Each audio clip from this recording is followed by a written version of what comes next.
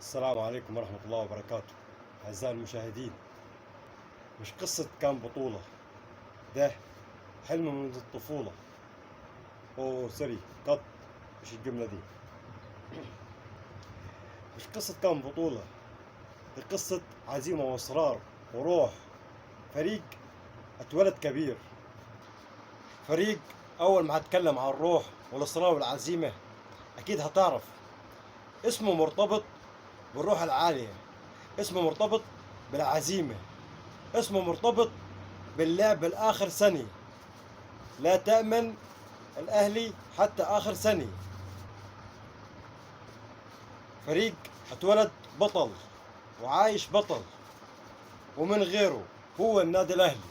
أكيد طبعا كلكم عرفتوه، مش هبالغ لو قلت أعظم نادي في الكون. دي حقيقة مش شعار، وكلنا بنشوف الكلام ده.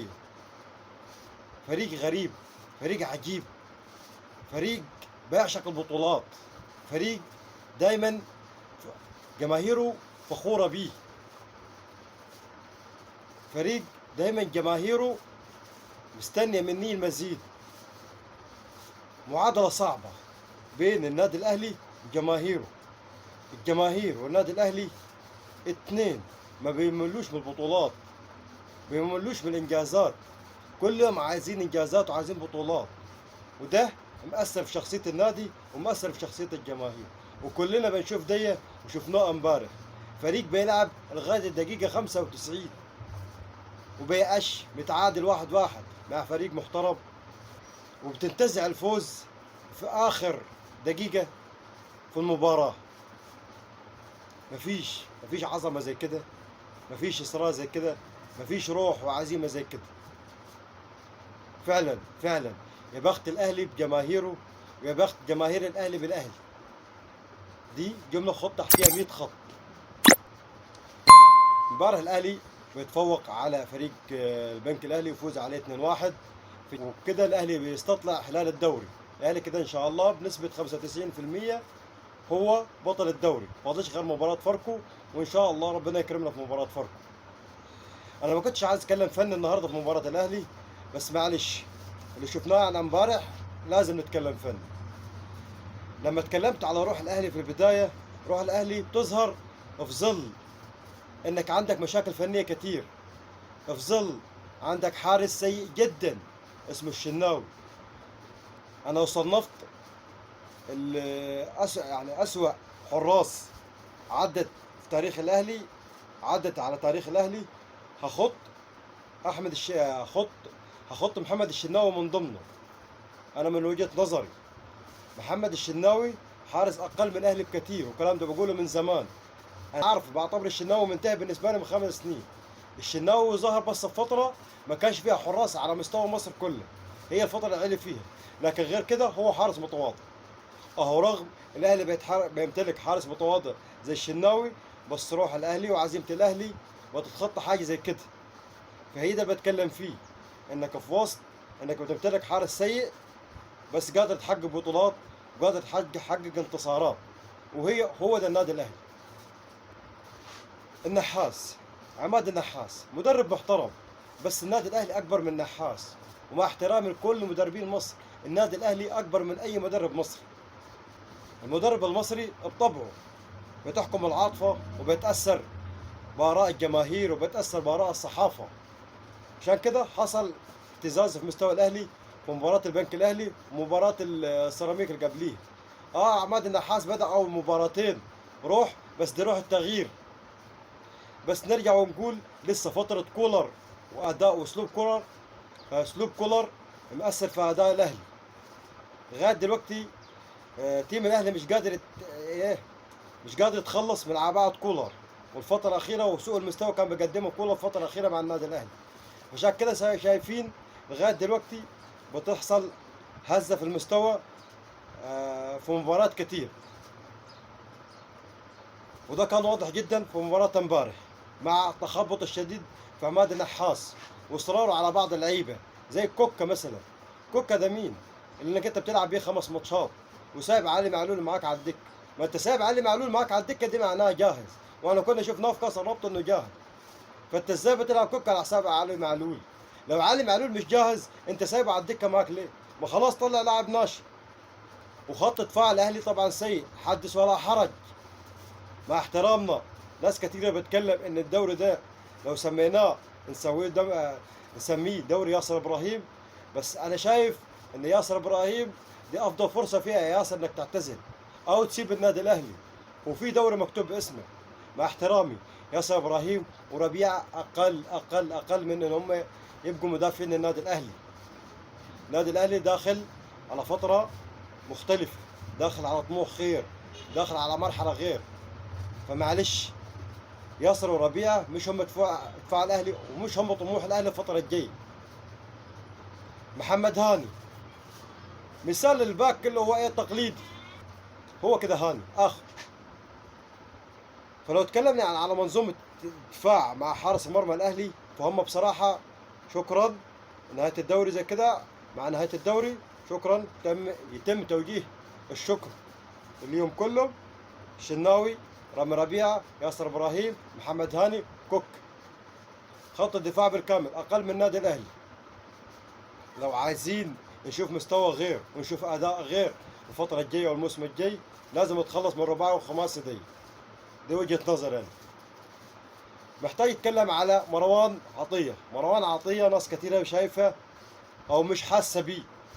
مروان عطيه هو او من ضمن اسباب اهتزاز الاهلي اهتزاز مستوى الاهلي في الفتره الاخيره. مروان عطيه بيلعب وهو مجهد او في مشكله، تقريبا عنده مشكله، عنده اصابه. مروان عطيه يعني سبب العقم في اداء الاهلي. فانا كنت شايف ان مروان عطيه محتاج يستريح، خصوصا انك انت اكرم توفيق مكمل معك نهايه عقده. لو شايف اكرم حيلعب فهو يلعب مكان مروان عطيه، ما يلعبوش الاثنين مع بعض.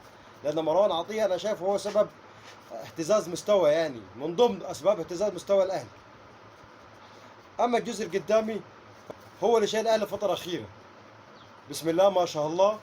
امام عاشور للدوري ده لو يتكتب اسم امام عاشور فقط لا غير.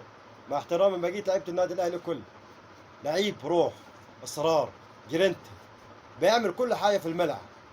تصويب، مهاره، بيجري في كل دفاع، في كل حاجه، بيعمل كل حاجه. لعيب بسم الله ما شاء الله عليه. انا طبعا كتير بتكلم عليه، بس هو يستحق الدوري ده. لو اتكتب فهو يتكتب اسم امام عاشور.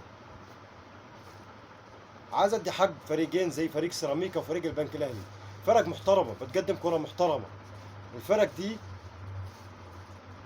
لو لقيت دعم جماهيري ودعم مادي هنشوفها في المواسم الجايه بتنافس على بطوله الدوري، زي ما شايفين بيراميدز حاليا بينافس بطوله الدوري. بس مع احترامي، بطل الدوري غير انك تنافس على بطوله الدوري.